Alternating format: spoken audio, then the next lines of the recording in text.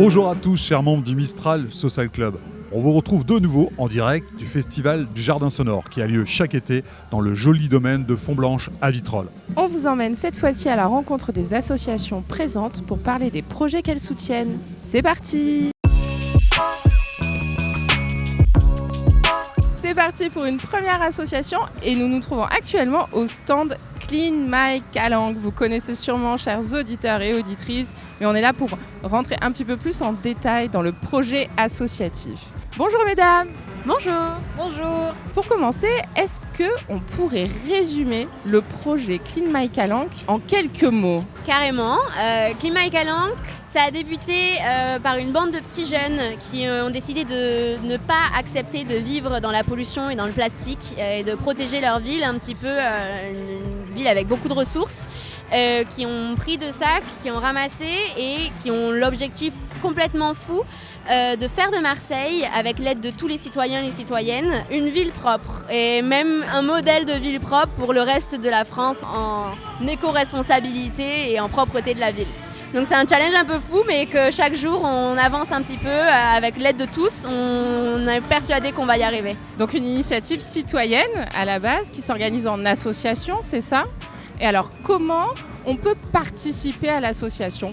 Quelles actions vous menez? C'est très simple, déjà toutes les informations sont sur le site Clean My Calanque, donc ça c'est pour trouver, c'est facile, ou sur Instagram pour les plus jeunes. Et ensuite, on a plusieurs initiatives de ramassage. Par exemple, une fois par mois, on a des grands ramassages où là, c'est le fun, on amène la musique, petit goûter, petit repas. Et chacun peut venir, on fournit tout le matériel. Si vous êtes intéressé, vous ramassez les déchets avec les enfants. On a beaucoup de familles et tout ça. C'est très sympa. Et sinon aussi, il y a des projets dans les quartiers. On a monté les brigades vertes qui sont des petites brigades. On s'organise par groupe WhatsApp entre quartiers. On fait un ramassage par semaine, toutes les 2 semaines. Et à ce moment-là, on a des commerçants partenaires qui nous offrent des produits, par exemple un café, un croissant. Et ça, c'est super parce que du coup, ça crée de la vie de quartier. Et en même temps, on nettoie notre quartier, notre rue.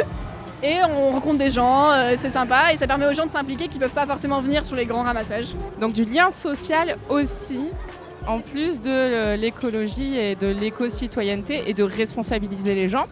Vous avez parlé des enfants. Est-ce que vous avez des actions particulières avec les enfants? Oui, on a pas mal d'actions.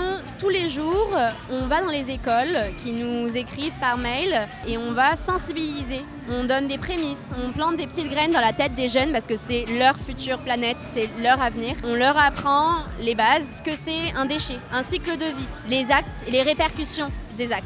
Donc on a sensibilisé plus de 100 000 enfants par an jusqu'à présent. On a une équipe de bénévoles et de prestataires déter qui sont sur le front, sur toutes les écoles, tous les jours, toute l'année. C'est vraiment notre priorité pour préserver notre planète, mais respecter la planète, c'est se respecter et respecter les autres aussi. Donc on met un point d'honneur à mettre les enfants en tête de ligne sur nos actions, nos missions éco-responsables. Et on vous avait croisé déjà au Super Moustache Festival, aujourd'hui on se recroise au Jardin Sonore. En quoi c'est important d'être présent sur des festivals comme ça l'été et de venir directement rencontrer les gens? Ce qui est bien sur les festivals, c'est qu'il y a beaucoup de jeunes et ça permet de vraiment faire connaître Clean My Calanque. Et des fois, il y a des gens qui nous connaissaient déjà mais qui ne savaient pas vraiment ce qu'on faisait. Et là, ils s'intéressent et ils se disent « Ah bah la prochaine fois, j'essaierai de venir avec mes potes ou quoi ». Notre objectif un peu, c'est que quand ils nous voient, ils se disent « Ah oui, c'est vrai, ça existe, il ne faut pas que je jette mes déchets ». Même s'ils le savent, ça met un peu une responsabilité. Garder dans la pensée qu'il ne faut pas jeter ses déchets, par terre en tout cas. On essaye de créer un cercle vertueux. On met en avant nos partenaires, nos entreprises, d'autres assos partenaires. Je pense notamment à Recyclop, je pense à Cloper, je pense à Sauvage Méditerranée, plein d'assos qu'on propose et qu'on met en avant en même temps que la nôtre. Si on donne les alternatives, si on donne les clés en main de tous les participants, les festivaliers, les festivalières, on leur donne vraiment l'occasion de changer et on leur donne des clés, des alternatives à leur quotidien. Chers auditeurs et auditrices, n'hésitez pas à soutenir Clean My Calanque sur leurs réseaux, sur leur site internet pour vous informer et surtout participer à toutes ces belles actions. Restez à l'affût parce qu'une campagne de dons va bientôt apparaître sur les réseaux. Vous pouvez participer à partir de 1 € et chaque euro compte, alors on compte sur vous. Merci de nous avoir écoutés, on est là, on va tout donner, on va rien lâcher pour les générations futures, pour les enfants. Marseille, objectif ville propre, objectif 0 déchet. Plus belle ville de France, donc la plus propre. Merci beaucoup mesdames et bravo pour tout ce travail. Et on continue notre petit tour des associations qui sont présentes cette année encore au Jardin Sonore avec une association qui s'appelle Safer. Et je vous propose d'aller directement à la rencontre de son responsable, David. Bonjour David.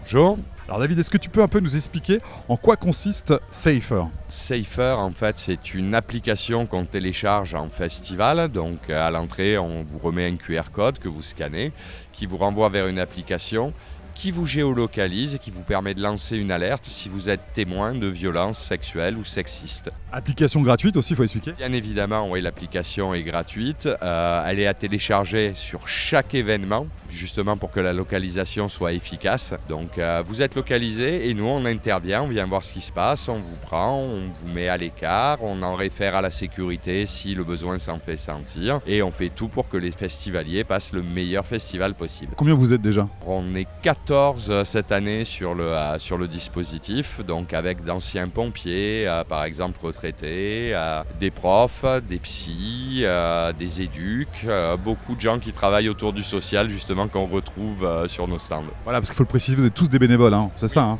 Oui, complètement, oui. On fait ça sur notre temps libre et parce que ça nous plaît, de se sentir utile auprès d'un peu toute la population qui peut y avoir en festival. Comment tu deviens Safer ? Pour devenir Safer, c'est très simple. Il y a souvent des appels à bénévoles qui sont faits. C'est les différents festivals qui font appel à l'organisation Safer et derrière Safer, ils recrutent des bénévoles pour s'occuper des stands de prévention comme on fait nous. Avez-vous un site internet et des réseaux pour éventuellement, pour ceux qui voudraient nous rejoindre, tu peux en parler David ? Un site internet qui s'appelle terrelou.fr. Terrelou.fr, non c'est pas un gag, hein, c'est ça, c'est sérieux. C'est tout à fait sérieux, oui justement, où il y a des petites cartes qui sont à imprimer, les adresses pour télécharger l'application, que ce soit sur iOS ou sur Android. Vous retrouvez absolument tout et même le début de la formation pour être Safer que vous pouvez faire justement. Parce que tu m'en as pas parlé, il y a une formation aussi bien sûr. On s'inscrit pour être bénévole et après il y a une formation. Tout à fait, il y a une formation qui est dispensée généralement par la responsable régionale qui se déplace sur les stands et qui forme les nouvelles équipes et les gens qui n'ont pas connaissance justement des méthodes de Safer pour tout ce qui est d'amener à la discussion les personnes qui peuvent être victimes. Un petit message David ? Profitez de votre été et en toute sécurité. Merci Safer, parce que vous êtes là pour ça et on est vraiment en sécurité avec vous. Merci à vous. Hein. C'est déjà la fin de notre chronique dans le tempo en direct du Jardin Sonore. On compte sur vous pour soutenir les beaux projets associatifs et tous les artistes que nous vous avons fait découvrir et que nous venons de vous présenter. Merci à toute l'équipe du Jardin Sonore, les musiciens, les associations et les bénévoles pour cette magnifique édition 2025. Un merci tout particulier à Alexandre, Sophie et Esther pour leur accueil hyper chaleureux. Vivement l'été prochain pour une nouvelle aventure sonore. À très vite sur le Mistral Social Club.